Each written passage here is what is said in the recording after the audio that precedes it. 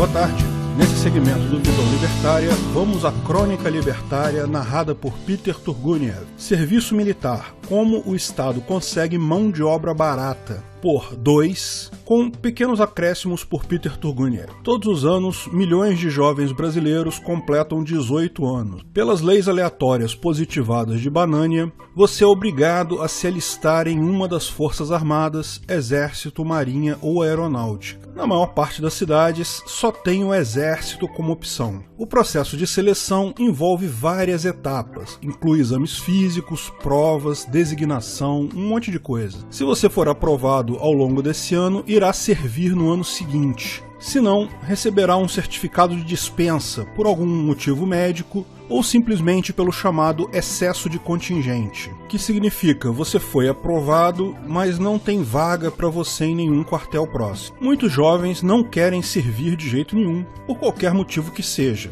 Para esses eu tenho uma boa notícia. Vão perguntar para você se você quer servir. Em todas as entrevistas que você fizer lá no processo de alistamento, vão te perguntar isso. Diga simplesmente que não quer servir todas as vezes. Seja coerente. Existe um enorme contingente de pessoas que quer servir, mais gente quer servir do que existem vagas nos quartéis. Então, não tem por que eles arrumarem confusão chamando alguém para servir que a pessoa não quer servir. Só vai dar trabalho para eles. De qualquer forma, recomendo que você demonstre respeito. Se você chegar lá com cabelão grande, camisa de folha de maconha, tirando onda de escoladão, chamando atenção, daí o recrutador pergunta se você quer servir, tu responde: tá louco, mané, só otário quer servir exército, quero não. Bom, você tá pedindo para ser chamado. Seja esperto, se tem cabelo grande, amarre da forma mais discreta que puder. Se não for doloroso para você, corte. Vá vestido com roupa comportada, não precisa ir de roupa social,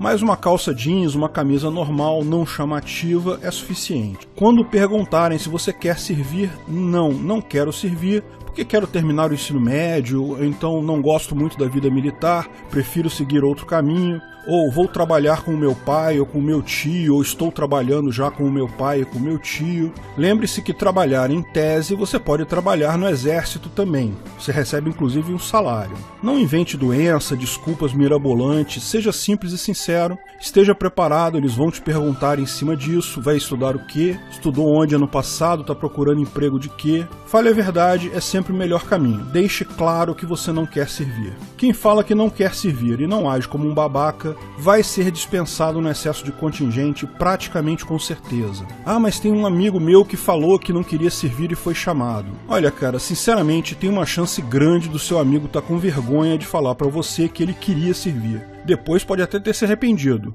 mas ele disse que queria servir. E lógico, sempre tem uma chance ou outra de você acabar servindo de qualquer jeito, mas isso daí é muito pouco provável. Como eu disse lá, o pessoal não quer confusão com gente que não quer servir. Eles não precisam, justamente porque muita gente quer servir. O problema maior é justamente esse: se você quer servir, é difícil ser chamado mesmo que você queira. Veja, por volta dessa idade surgem as preocupações sobre o que fazer da vida adulta que se inicia. Muitos desses jovens vêm de família baixa, de baixa qualificação profissional, e cresceram ouvindo dos familiares mais velhos contarem sobre dificuldades de conseguir emprego, conseguir pagar as contas de casa, enfim, sobreviver. Especialmente nessa parte mais pobre da população, existe muita gadosidade. Muita gente cai na conversa de políticos populistas em época de eleição, prometendo assistência social na forma de Bolsa Família, Bolsa Escola e esse tipo de coisa.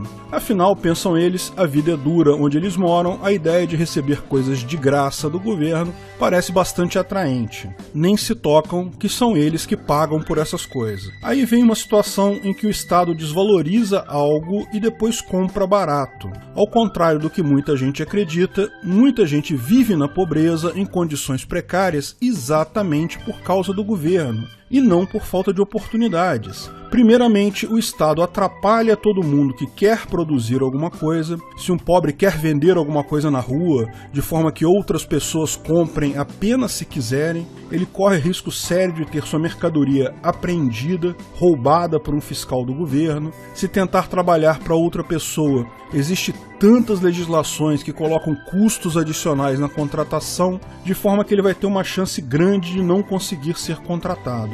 E quem, apesar de tudo isso, conseguir ganhar dinheiro de alguma forma ou de outra, vai ter uma parte da sua produção roubada pelo governo, mesmo quem trabalha com o comércio de maneira informal, de forma que o governo não saiba, vai ter o seu poder de compra cair cada vez que o Banco Central resolver imprimir mais dinheiro. Essa é a desvalorização da qual estou falando. Por meio de regulações arbitrárias e imposto, o Estado retira das pessoas a capacidade de gerar algum valor, seja para o empregador, seja para o cliente final. Ao mesmo tempo, o Estado incute na população em geral a importância das forças armadas bem equipadas, com bastante pessoal para proteger a nação de ameaças internas, invoca valores como nacionalismo e patriotismo, não deixa de ser significativo para quem é muito pobre a perspectiva de ter uma roupa limpa que impõe respeito. Sim, muito jovem gosta de farda. Diante disso, todos os anos, os jovens do sexo masculino são obrigados a participar do alistamento militar, e uma pequena minoria desses jovens é selecionada para passar por um treinamento militar, que é o chamado serviço militar, e tornarem-se assim soldados defensores da pátria. Após ter sido desvalorizado pelo Estado para iniciativa privada, seja como empregado, seja como dono do próprio negócio, muitos desses jovens acham que o serviço militar é uma excelente oportunidade para começar a vida. Aliado a isso, pode ser que eles recebam vários incentivos por parte de familiares e amigos para servir as Forças Armadas, dizendo que depois de entrar no quartel é possível subir na hierarquia, que eles vão ter estabilidade e a carreira militar é digna de orgulho, mas lembre-se, não é verdade isso depois de servir. Muito poucas vagas são abertas para quem quer continuar no ano seguinte, e mesmo esses só podem ficar por um período de tempo curto e só podem chegar no máximo ao cargo de cabo. É soldado, cabo e acabou, não tem nada além disso. Outras carreiras militares requerem concurso, escola de sargento, escola de oficiais e por aí vai. Portanto, o Estado desvalorizou e depois comprou barato a mão de obra. Depois que o serviço militar começa, os recrutas são ensinados a defender o Estado em caso de conflitos armados. Participam de exercícios de campanha, aprendem a marchar, o que impõe neles um forte senso coletivista. Aprendem a atirar e também cultuar e venerar autoridades do Estado. Geralmente são 3 meses do que eles chamam de curso básico, em que você aprende a usar o uniforme, a fazer ordem unida, ou seja, aprende a marchar, atirar com a arma padrão, o fuzil 762, bem como uma série de atividades militares. Dependendo da arma para onde você for designado, depois disso você vai fazer cursos de especialização, mas isso vai depender de cada caso. A infantaria é para onde vão a maior parte dos recrutas. Ainda tem uma quantidade considerável que vai para a artilharia, mexer com armas grandes, o que para um recruta significa basicamente carregar peso, ou para a cavalaria, para fazer manutenção e lavar tanques e outros veículos. Sim, cavalaria só usa cavalos mesmo em alguns poucos quartéis especiais. Ninguém mais usa cavalos na guerra, vocês sabem, né? Essas são as 3 principais armas. 80% dos recrutas vão para a infantaria. Dos que sobraram, 90% vão para as outras 2 armas, artilharia ou cavalaria. E ainda tem um restinho que vai para as outras armas, engenharia, comunicação, matibel, logística e por aí vai. Nesses treinamentos são submetidos a situações extremas em alguns exercícios. Passar fome, privação de sono, exercício físico muito intenso, as chamadas campanhas, que são marchas que chegam a 64 km, caminhando com todo o equipamento de soldado, acampamentos. Em alguns casos vai fazer curso de sobrevivência, mecânica de armamento, enfim, dependendo da arma vai fazer um monte de coisa além disso. Depois desses cursos vem a formatura de soldado e o resto do ano você vai ficar pintando meio fio do quartel e varrendo asfalto. Tudo isso pela defesa da pátria, que na verdade quer dizer defesa das autoridades do Estado. O curioso disso tudo é que dentro de um quartel, o Estado faz um monte de coisas que, se acontecessem dentro de uma empresa, algum fiscal do governo iria aparecer para aplicar uma punição. Inclusive, durante o período de recruta, o jovem recebe menos que um salário mínimo por um expediente completo, o que, segundo o próprio Estado, é proibido. Do ponto de vista trabalhista, vários dias você é obrigado a ficar mais do que o expediente normal, vai ter que montar guarda, o que significa virar à noite no quartel alguns dias, vai ter trabalho alguns finais de semana, enfim, se a Justiça do Trabalho se aplicasse aqui, o Estado estaria encrencado. Como sempre, as regras que o Estado faz não servem para ele próprio. Então, após algum tempo de serviço militar, vem a formatura, quando os recrutas se tornam soldados. Quem já foi a uma formatura militar pode ter percebido o show de estatice que é esse evento. Trata-se de uma cerimônia de total culto ao Estado, que começa com a chegada de autoridades, que é bem depois do horário que chega o público em geral, dando uma sensação de importância para elas. Depois disso vem o canto do hino nacional, que serve para exaltar a nação, ou melhor, o Estado, e dar uma sensação de legitimidade ao evento. Aí vem um monte de discurso, ordem do dia, algum burocrata de alta patente exaltando o Estado,